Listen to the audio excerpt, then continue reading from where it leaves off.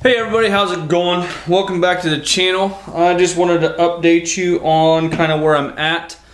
After talking with a guy I know on Instagram, just a P-Pump 12 valve. Here's a link right here to his Instagram, or not a link, but right here's his Instagram. Check him out. He is a pretty cool guy. He does some pretty cool stuff. And he also has a YouTube channel too, and his link is in the bio. Or in his bio rather.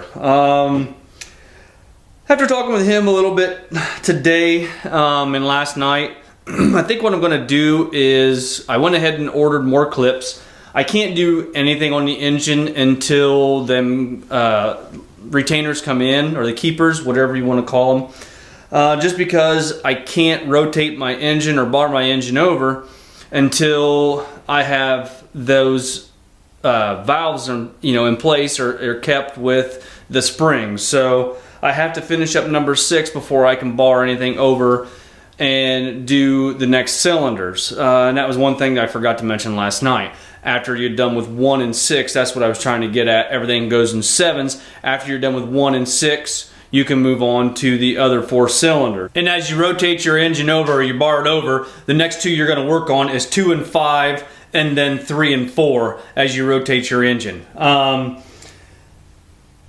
So I guess I really can't do anything. Like I said, I have to get those valves kept in place with the springs. So, and I'm missing one lock retainer for the springs. So I can't put number 6 back together. Basically what I have done is I just took the tension. I released the compressor tool, the spring compressor tool, and just let that sit in there. Oh my God, I can't talk. I'm just letting that sit there until my keepers come in tomorrow. After 3.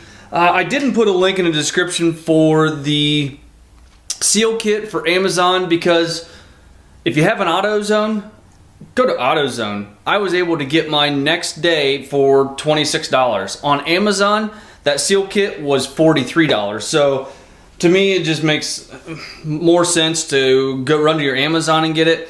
Or there is I think it's Quality Diesel Parts or something like that. I'll put a link in the description below for their website. They have pretty much everything for Power Stroke, Cummins, and Duramax, I believe. All kinds of factory parts. So that's where I'm at. This is the kit that I was telling you about I got from Amazon. This is the seal kit right here. It's a Dorman product. It's not a Cummins product, but that's fine. That's the part number right there. It's kind of hard to screw up. Rubber O-rings and copper crush washers. So, but I will compare everything. I'll take one apart first, and on as far as a cross or a fuel delivery tube and an injector and the crush washers, and make sure everything's pretty much the same before I go ahead and install these new seals on these injectors. But this is what I picked up from there. I did bring this home from work today. This is basically it's a fiber optic flexible camera. Whoops. But the diameter of this is so close to the diameter of the hole that the push rod goes down in that I just didn't want a chance getting that stuck in there. So I decided to not do anything with it. In between each of the push rods on each cylinder, there's a hole, an oil galley basically, where the oil goes through and falls back down into your pan. So I'm gonna guess, I'm gonna hope, I'm gonna guess pretty much that it has fallen all the way down and it's in my oil pan someplace. So what I might do, I have oil over there. I'll go ahead and change the oil. I won't change the filter right now because I really don't need to. There's a screen over the pickup, so it's not gonna be picked up in there. I could take a magnet and go over the pan and try and get it down to the drain. And then what I'll do is I'll strain all that oil and see if it comes out actually my oil after I change it. So Life is better tonight. I've got a monster instead of a, well, it's an empty monster now because I finished it. Instead of the Propel, so I'm happy with that. I guess one of the things I could have done, these are the other battery terminals that I picked up from Sky High Audio. These are available on Amazon also, and I will have a link in the description below for these. They did a redesign on these after talking with them. They were having some problems. What they had before is these come up to a flat spot and then they clamped together. What they've done is actually their holes are milled tapered, just like your positive and your negative are. If you can look at that, both sides. But they've drilled and tapped a hole in this front side with a set screw.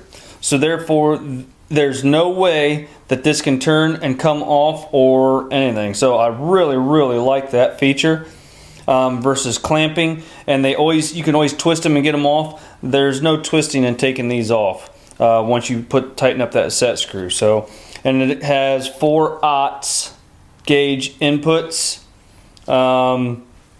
And that's going to be pretty big, but all my wires are pretty big except for the two that are coming from the, what is there? Be the two positive heater core. Heater core? No. Heater grid. The two positive heater grids will be on there. And probably what I'll do is twist those two together and solder them and make one big one. So that's what I've got for that. I just wanted to show you that. And I actually was at Menards tonight and found this.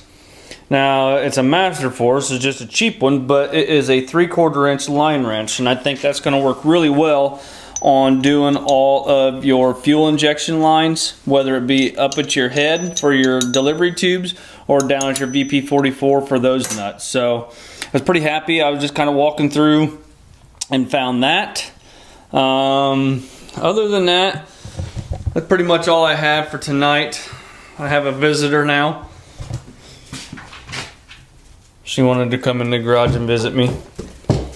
This is my baby Micah. Aren't ya? Yeah, she's my puppy. And while I was out here, I had to do a little trimming. So it's been like 2 weeks since I've been able to do a haircut just because I've been so busy doing everything else. Anyway, guys, that's just an update where I just wanted to catch you up what I'm doing, what I've got going on. So anyway, tomorrow, hopefully I'll get things started, put back together. I'll probably have to leave work early again. I did fish around a little bit with a magnet today too. I don't know if I said that or not. I don't know. Anyway, the keepers or the retainer clips or locks, whatever you want to call them, are supposed to be in tomorrow after 3. So we'll see what happens. Anyway, hit that like button, give me a thumbs up, hit that subscribe button, become part of the family, and we'll talk to you guys later on. Bye-bye.